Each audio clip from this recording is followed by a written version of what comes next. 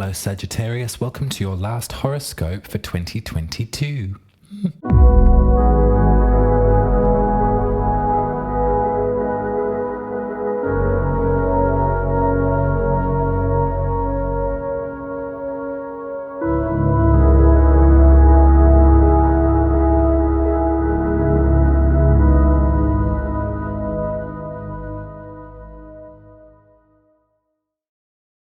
Hey Sag, welcome back. Yes, as I said, this is the last horoscope for the year. This is the last lunation that we all get to come together and do our spell work in. So enjoy it and have a little think about what you've experienced this year and be proud of yourself for the lessons that you've learned and the progress that you've made. I think that it's a nice moment of time to reflect on what has come before and what also we get to look forward to as we welcome in the new year. So a Capricorn new moon for you activates your second house.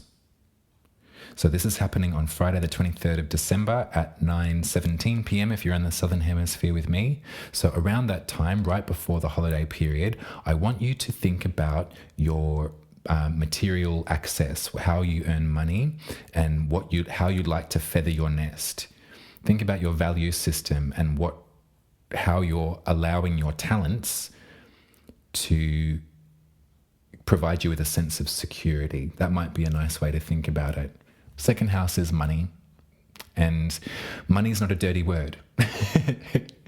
Money is helpful.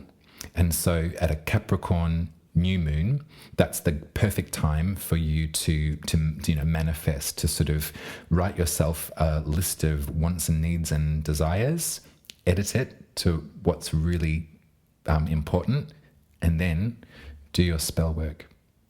So I want to talk to you about a couple of different things, but I like that Capricorn is in your second house, Sagittarius, for the reason that there is definitely a work ethic involved in that. You know, when we think about Capricorn, the first thing that comes to mind is, they're addicted to work. Their persona is wrapped up in whatever it is that they're producing. They become quite single focused and driven in one direction, and it's quite difficult to get through to them in any other way because they're on the charge of making that thing happen. There can be a sort of coldness to that sign as well, but if we think about things like responsibility and discipline, they might be great things to activate in your second house. And I think that you can probably align yourself with those qualities too, I'd say, Sag. If you really think about it, when it comes to turning a coin, when it comes to earning $1 and storing it away and making the most out of it, you're either there or you're on the way to coming into a great rhythm with that. I think that what I want this reading to be about is sort of like an affirmation about the foundations of something. So whatever financial experience you've been having over the last bit of time, and I won't for a moment say that it's been easy, and I really am with you and I honor any difficulty that you've gone through, and I know the feeling of the sort of, not a lack mentality. I become very, sort of wary of that kind of language. I think that we've really got to, in our exploration of our spirituality, our exploration of our potential, we also have to include our circumstance too. And in a world that's so obsessed with the bottom line and with coin and with money, and with things getting more and more expensive, and with the varying different backgrounds that we have and our relationship to security and money and profit, we've got to take that into account when we start judging ourselves for not having enough. I just wanted to say that because I have heard the term lack mentality often, and it's true. Some people do have a lack mentality. I know that I've got one. However, I'm not going to allow that to be the only driving force in my success, that it's up to me. It's actually just you. It's you can't get it done because you've got a lack mentality. I would hasten to agree with that, and I think that we must be responsible when engaging in our spiritual knowledge and our spiritual lessons, to also factor in the culture. And the culture is the thing that has us as a slave to the rhythm, that has our human activity, our human expression so tethered to our bank balance. You know, money is essential for security, you know, we have enough. And so we've got shelter, and it's a great thing not to worry about. Unfortunately, the way that the world's structured, that's not a luxury that most of us have, is to not worry about money. And I think that things like working really hard and, you know, climbing that ladder and getting there is a pep talk that as we evolve, we're going to like fall out of favor with.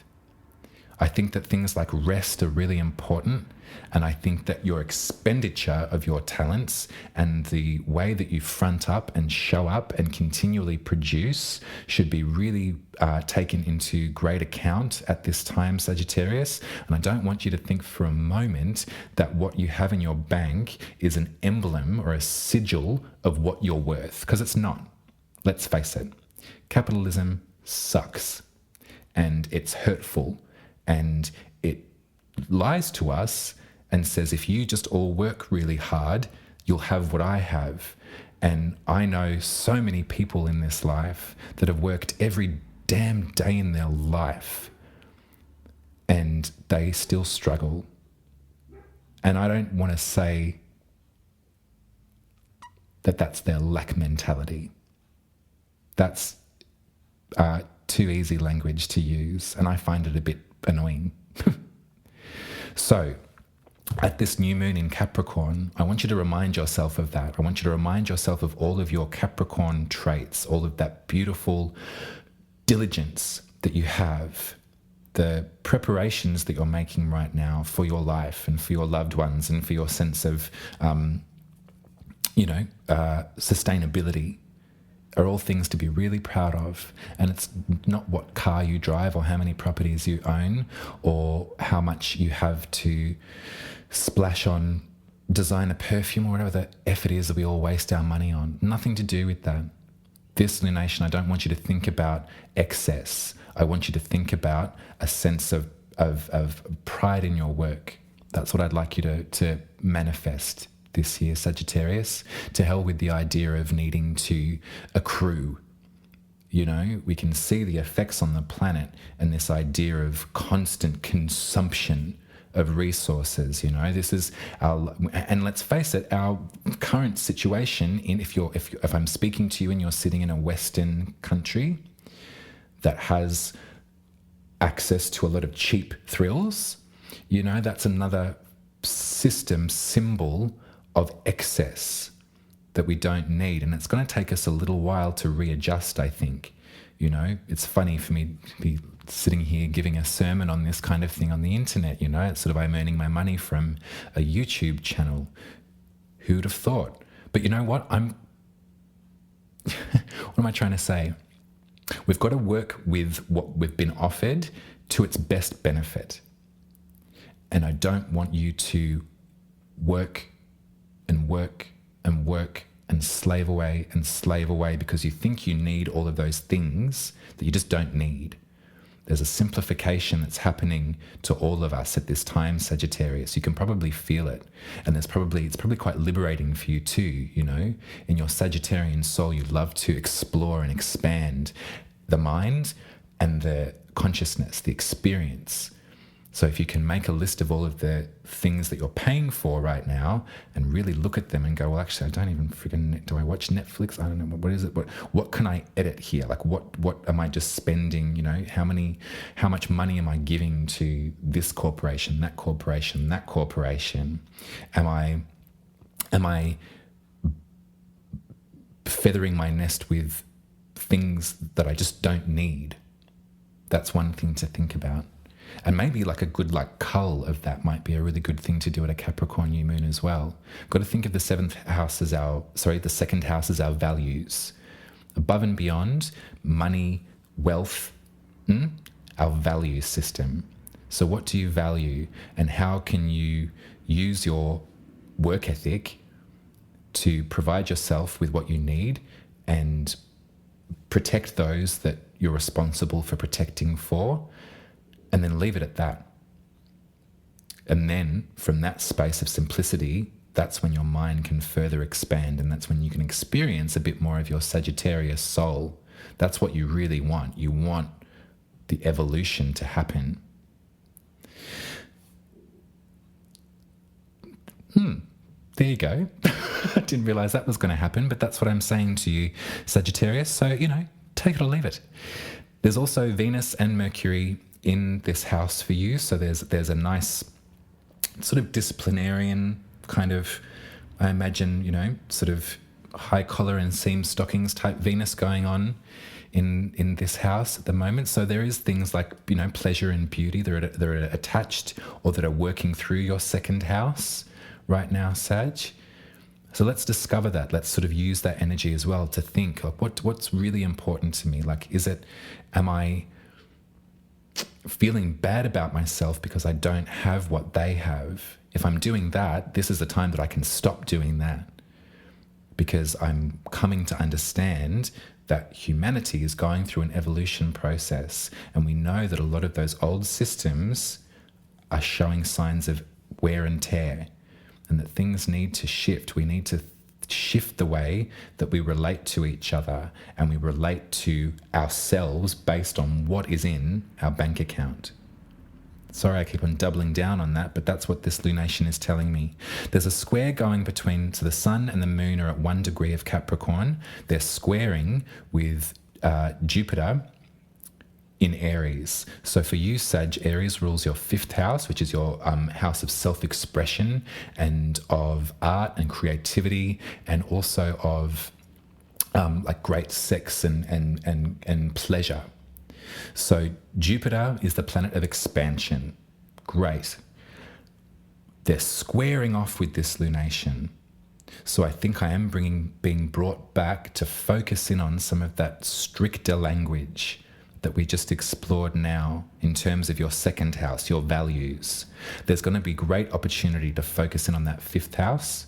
There's going to be great opportunity for you to create, for you to express yourself with Jupiter on your side, and probably in a conjunction with Chiron coming up. I dare say there might be some great healing that you get to experience on the basis of your self-expression. At this lunation, I look at this square as simply a limit. There's a limit to Jupiter in the 5th at the moment. This lunation, I'd love for you to focus in on your sense of self-worth. Yeah, and come to know the difference between the two.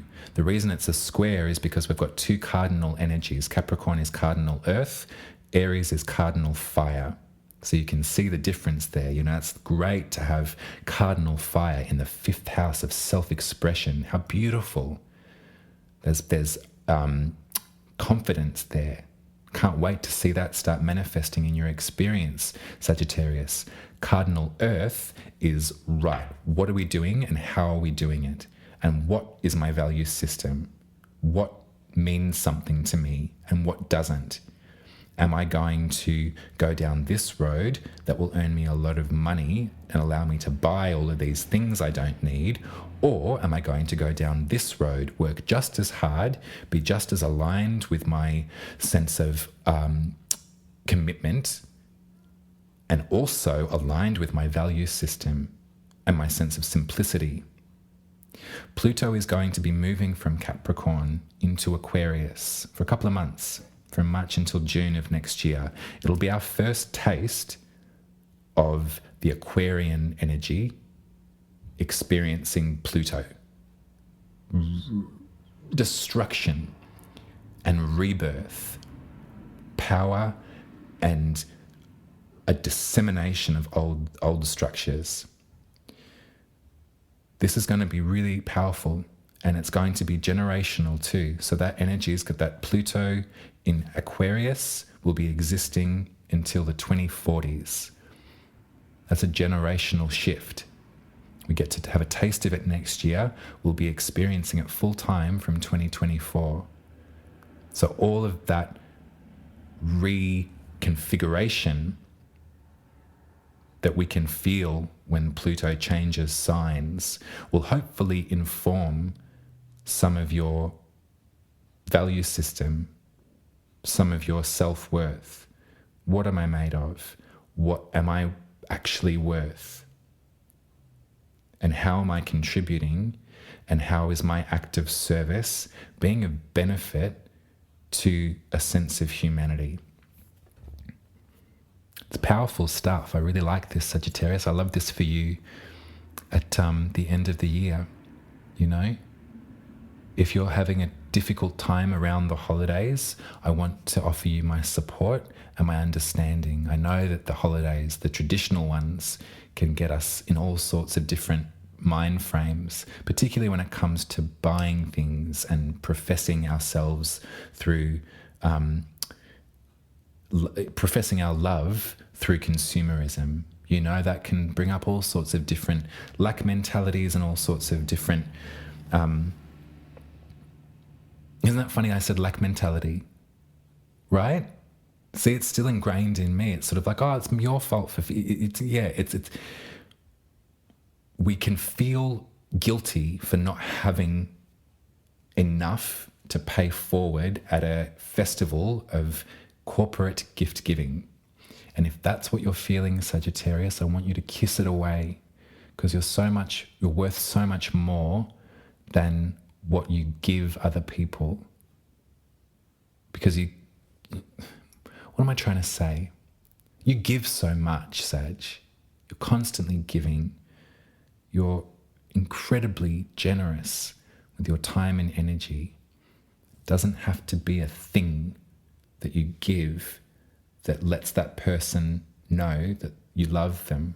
You don't have to give anything and still feel a sense of self-worth, that you belong here. That's your reading, Sagittarius. I apologize there was no tarot in it, but that's what I felt like doing. I hope that made sense to you. I hope that you can look forward to this lunation as a moment of self-regard. And I want to get your opinion. I'd love to hear it. Send me a comment down below about what you'd like to hear from me as we enter the new year. I've got a lot of information in my head, and I've got a lot of things that I'm working on and working through and thinking about different ways that I'd like to continue my active service to the group. I love reading for you, and I'm so grateful for your support. Thank you so much for being here with me for this past bit of time and allowing this thing to grow around me. It's been remarkable. I'd like to pay it forward, and I'd like to know what more you'd like to hear from me. So send me a comment or head over to umaruby.com and sign up to the newsletter. I do publish a written word every month as we enter a new season. And there's also a connect button that you can just send me a message. And I'd love to get your opinion on where I can take this work. If you haven't had your birth chart read by me, book yourself a session as well. I'd love to do that for you. That's it, Sag. What a great year we've had. I love you dearly. Happy holidays. And I'll speak to you next year. And I think it might be important for all of us to really make mention of the date when the sun enters the first degree of Aries. Because as little astrology babies, we can look forward to that new cycle beginning too, separate from the corporate machine right now. We can also do both. I don't wish to be a Grinch. I love you heaps, Sag. You take care. Bye.